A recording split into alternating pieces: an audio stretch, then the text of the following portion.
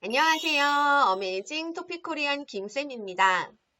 오늘 선생님하고 같이 공부할 내용은 토픽 54번에서 많이 사용할 수 있는 장점과 단점 쓰기와 관련된 표현인데요.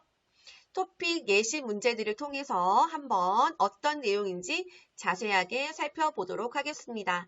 자, 먼저 예시를 한번 볼까요? 네, 54번에 이런 주제들이 있을 수 있겠죠. 자, 한번 읽어보겠습니다. SNS의 장점과 단점에 대해 쓰세요. 그쵸? 또 과학기술의 장점과 단점에 대해 쓰세요. 라고 이야기할 수 있고, 또 조기교육이 뭐죠? 학교에 들어가지 않은 그 어린아이들에게 하는 교육을 이야기하죠. 조기교육의 긍정적인 영향, 부정적인 영향에 대해 쓰세요. 이런 문제들에서 지금 오늘 공부할 표현을 사용할 수 있겠습니다. 자, 긍정적인 영향도 지금 말이 바뀌었지만 좋은 점이라고 할 수 있겠지요. 자, 그럼 자세하게 한번 살펴보도록 하겠습니다. 네, 바로 오늘 공부할 표현은 이 표현입니다. 자, 한번 읽어보겠습니다. 자, and 이거는 명사죠. 무엇의 장점은 무엇는 것이다. 또는 무엇은 뭐뭐는 장점이 있다. 이렇게 쓰면 되는데요. 자, 중요한 것은 뭐냐면 앞에 장점은 이라는 말이 있으면 뒤에 그냥 무엇이다 라고 끝나는 것이 아니라 꼭 뭐뭐는 것이다 이렇게 써야 한다는 거예요.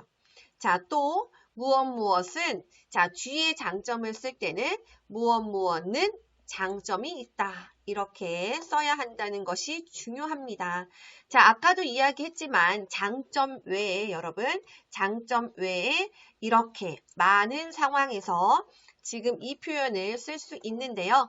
자, 장점과 같은 뜻은 좋은 점, 그쵸? 또 긍정적인 영향, 긍정적인 측면, 긍정적인 면, 또는 단점을 이야기할 때는 문제점, 부정적인 영향, 부정적인 측면, 부정적인 면 이런 말들이 있을 거예요. 또는 어떤 공통점이 뭐죠? 같은 점을 이야기하죠. 그리고 차이점은 다른 점을 이야기합니다.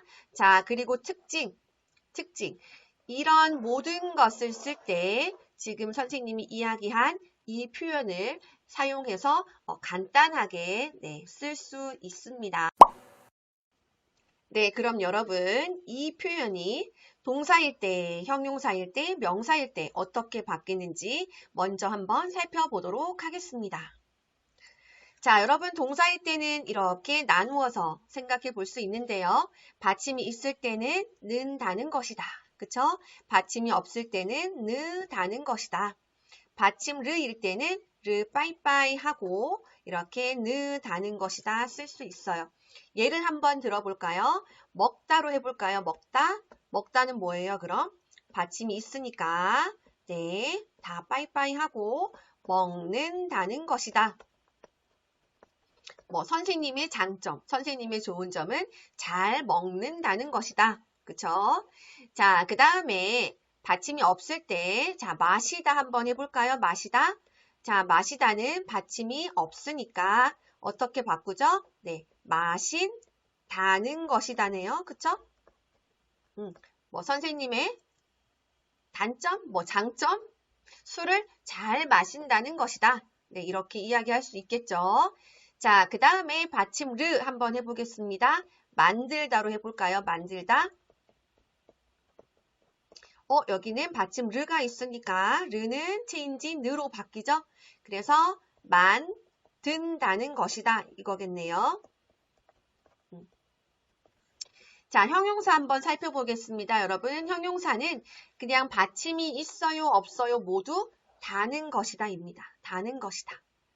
그래서 뭐 할까요? 뭐 가수 아이유의 장점은 아주 노래도 잘하고 귀엽다는 것이다. 이렇게 이야기할 수 있겠죠. 자, 명사일 때는요. 받침이 있으면 이라는 것이다. 받침이 없으면 라는 것이다 입니다. 자, 그러면 이것을 기본으로 예문을 통해서 한번 문장을 간단하게 만들어 보도록 하겠습니다. 네, 그러면 여러분 예문을 통해서 한번 볼까요? 자, 나의 장점, 친절하고 다른 사람을 잘 배려하다 라고 했습니다. 자, 배려하다는 여러분 여기 을을이 있는 거 보면 알겠죠? 동사입니다. 동사. 배려하다가 무슨 뜻인가요?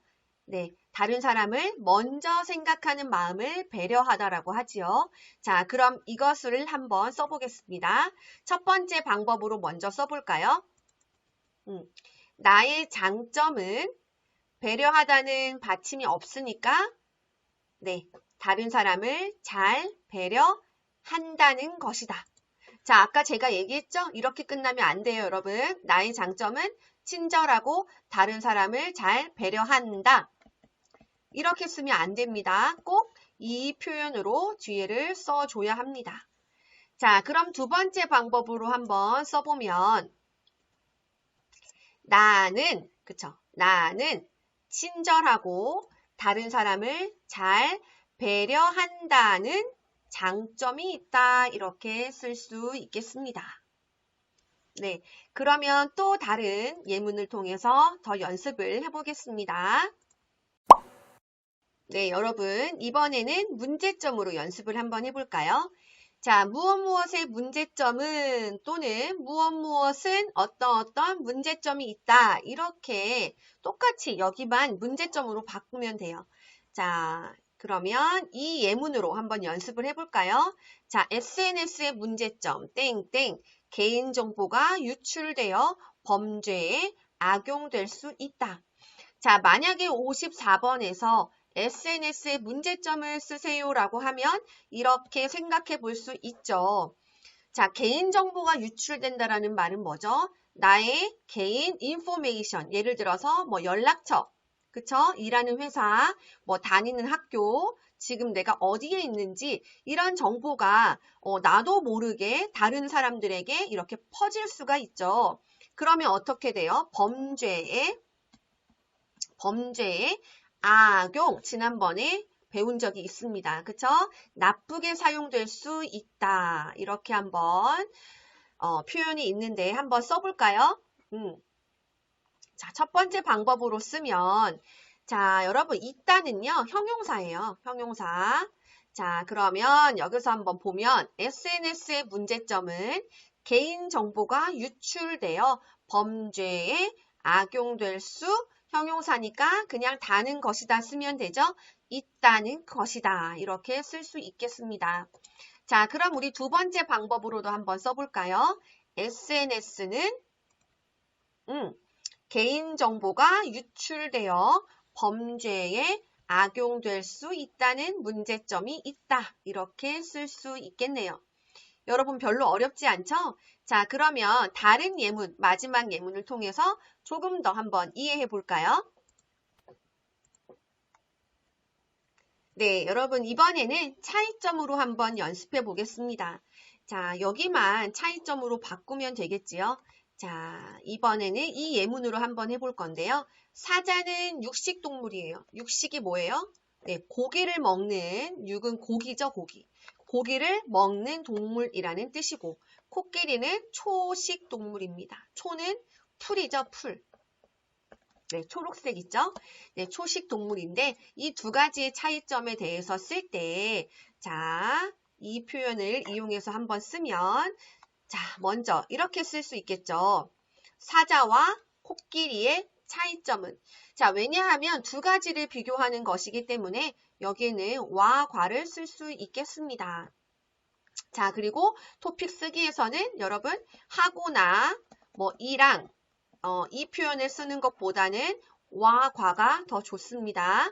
그래서 사자와 코끼리의 차이점은 사자는 육식동물이고 코끼리는 초식동물, 받침이 있으니까 이라는 것이다 라고 쓸 수 있겠어요. 자, 명사니까요.